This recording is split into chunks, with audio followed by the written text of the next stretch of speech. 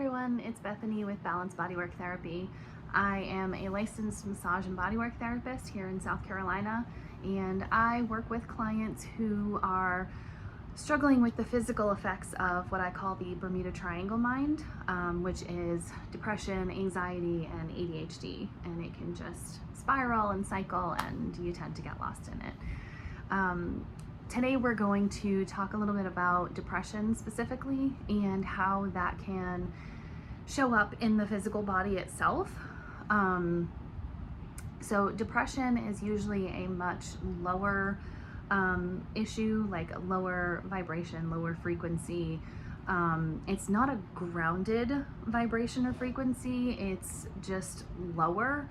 You usually end up being a little bit more ungrounded, just you're kind of floating in the lower regions, but not quite, supported and rooted.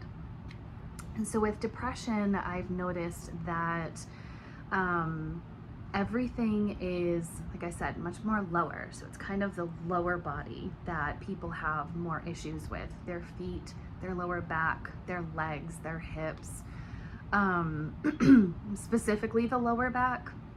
I've noticed we tend to hold a lot in that area, like right above your backside, like right above your butt. Let's just say it, your butt. Right above it is where I find a lot of people are having a lot of pain and just stiffness, and then a little bit up, so kind of towards the mid back as well. With the legs and feet, I've seen that it's a lot of, I don't really feel like moving. I don't really feel like doing anything. Depression can really be kind of heavy, and it can feel really heavy, and it can, it makes you feel heavy, but it feels heavy as well. So you can feel like you've got this weight on you. You don't want to move. You don't want to do anything. Walking sometimes can really hurt your legs and your feet. With your lower back, it can be tight, it can be tense, it can be weak. You can sometimes have bulging discs within there. I've seen a lot of people with depression who tend to curl in on themselves and kind of hunch down. And what that's doing is if you've also got tighter lower extremities, your lower legs and your glutes, right? If those are tight and they're pulling down on your lower back, and then you're also kind of just mentally and emotionally feeling really just, that will bring your upper back up and forward, which is again, so this is pulling down from your legs and now pulling up, and that middle and lower back are just screaming for attention and to be released. So with that, it's really just kind of bringing it back up in here in the upper part. Like I said, like it being heavy, it pulls and it'll pull down on you here. You tend to hunch forward. You can also feel like you need to protect yourself, which is another thing, so you kind of curl in, and again, like all of that is just stretching your back out. With the legs, it can either be from lack of moving, which kind of sounds, lack of moving, but then also moving around a lot, which that sounds kind of like an oxymoron, sort of. No, you don't really feel like doing anything, but a lot of times people with depression tend to beat themselves up over stuff. So they tend to move more frequently than their body wants them to. So your legs can end up getting tired, almost like they're trying to run from something. They're not like physically running all the time, but they're just constantly moving. They can't sit still. I know that might sound like a hyperactive thing, but we'll get to that in the ADHD video. But so yeah, they can either not want to move, and their muscles start to develop what's called atrophy, where they start breaking down and getting weaker, and you lose muscle tone that way.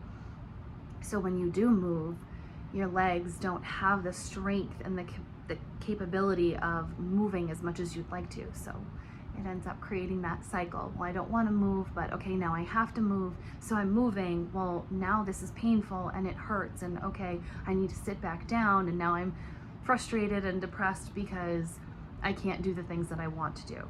Sound familiar?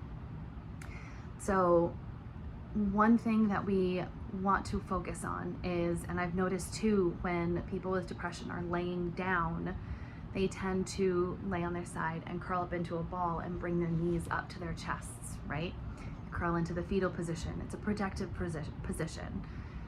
With that, you are tightening the front of your legs right at your hips, trying not to use too many massage terms, but like right at your hips and your hip flexors, if you know what those are. Which is basically, those are the muscles that are in like the lower stomach and the hip area that pull your hips up and flex them. If you're curling up, you're just tightening them and they're getting stuck. So when they get tightened and then you try and move them, they're like, I don't want to move, I don't want to move. So it's hard to move. It's hard to straighten your legs out, and it's hard to release those muscles to allow your lower back to relax and calm down.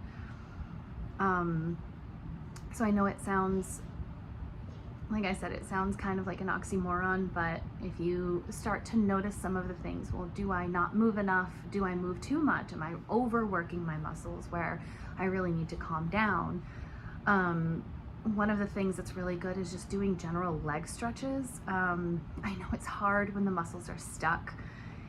It's very difficult to just stretch them because they end up getting stuck. And when something, in my own little mind, when something is stuck, even if there's heat on the outside of it, it's still cold on the inside. Like there's no heat really penetrating into the deep part of the muscle that's stuck.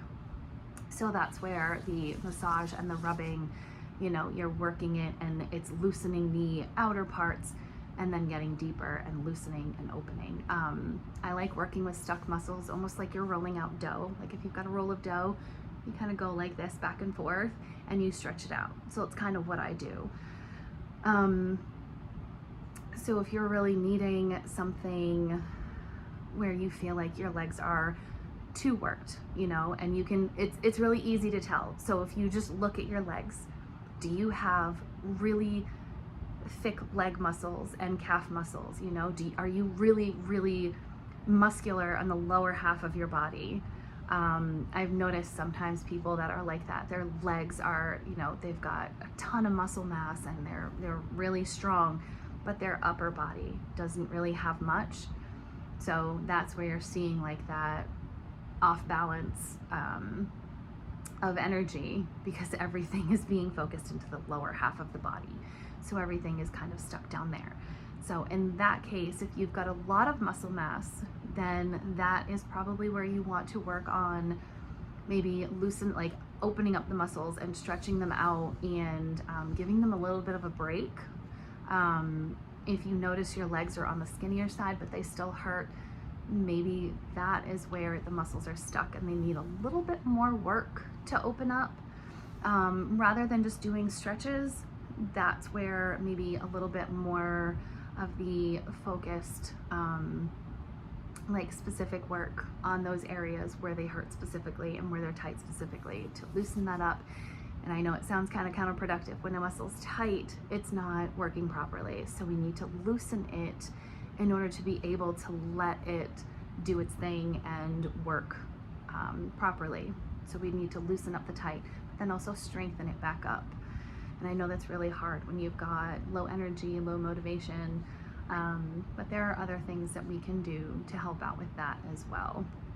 So something to get you started: check out your lower body, your legs, see, are you high muscle tone, low muscle tone? Do you need stretching or do you need loosening up? And then just kind of, feel your legs, rub your muscles, see where it hurts. And just showing some love where it hurts is a good way to just get you started. If you have any questions or you want any guidance on anything that we talked about today, please don't hesitate to reach out. Again, I'm Bethany. I'm with Balanced Bodywork Therapy, and I will see y'all next time.